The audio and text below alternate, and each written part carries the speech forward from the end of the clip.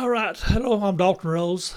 I want to talk to you about a problem that's seems to be pretty prevalent right now in the United States. And that's acid reflux. And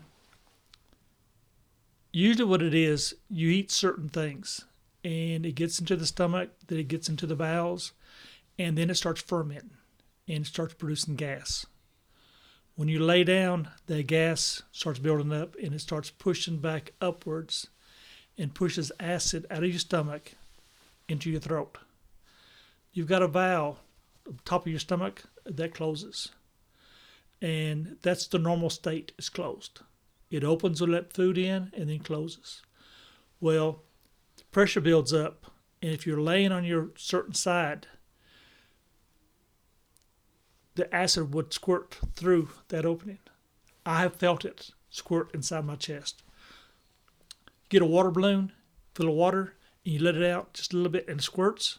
I've felt it in my chest several times, maybe 3 times in the last 10 years. And it's certain foods.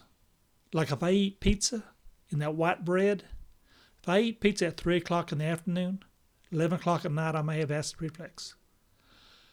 I don't take antacids unless I absolutely have to, and I haven't had to do that in years. But what I've learned to do to prevent acid reflux is I sleep on my left-hand side. The opening to my stomach is more on the left-hand side. So sleeping on my right, the gas, the stomach acid is towards the right-hand side. So when the gas starts building up, it could go through that valve and I'll belch. But not everybody's open to their stomach is on the left-hand side. There was a guy at work. He said if he slept on his right-hand side, he'd have acid reflux. He had to sleep on his left. It's a simple fix. Certain foods that, like white bread will do that to me in a heartbeat. Potatoes. It doesn't make any difference if it's fried potatoes, mashed potatoes. Potatoes will do it real bad. And certain things that will ferment that does this. The white bread's my big enemy. And this works. If I eat, like Thanksgiving, Christmas, you have a big meal, I'll sleep in the recliner when I'm kind of setting up.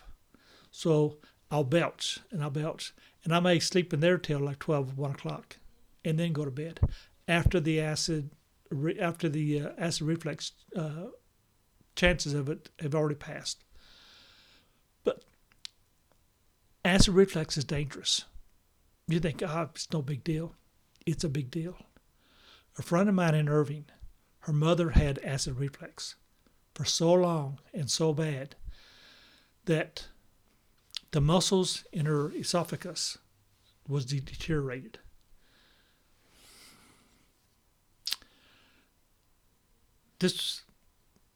You've heard of the zero plane? A plane that goes up and then dives at a 30% angle, and people float in midair because they're falling at the same rate that the airplane's falling. The zero G plane. They had some school teachers, science teachers, get in this, and they did little experiments. And one of the teachers, she got a bottle of water, not necessarily a full bottle of water, and when she was weightless, she took a sip and swallowed, and it went down. There is no down when you're floating in zero G. That's what she was doing. She was actually falling. But the esophagus squeezes, forces the water into the stomach, just like your bowels does. Your stomach pushes the food and waste products through your digestive system. Well, this friend of mine, her mother, the doctor told her that her muscles in her throat and her esophagus was like loose spaghetti. It was just hanging there. So they had to cut a hole in her side, feed through her stomach because she can't swallow no more. Acid reflux. You got to try to prevent it if it's at all possible. White bread, white flour is my big problem, and potatoes. Start studying what you eat. For example, we have a hamburger chain here in Texas called Whataburger. You can go there and order. I could go there and order a hamburger with whole wheat bread. I could eat that, brush my teeth, go to bed, and not have acid reflux. But if I eat the white bread, I'll have acid reflux. It's something that I've learned, I've studied, I've watched what's causing my acid reflux. And it's the white bread and the white flour and potatoes. So anyway, I hope this helps you. See you in the next video.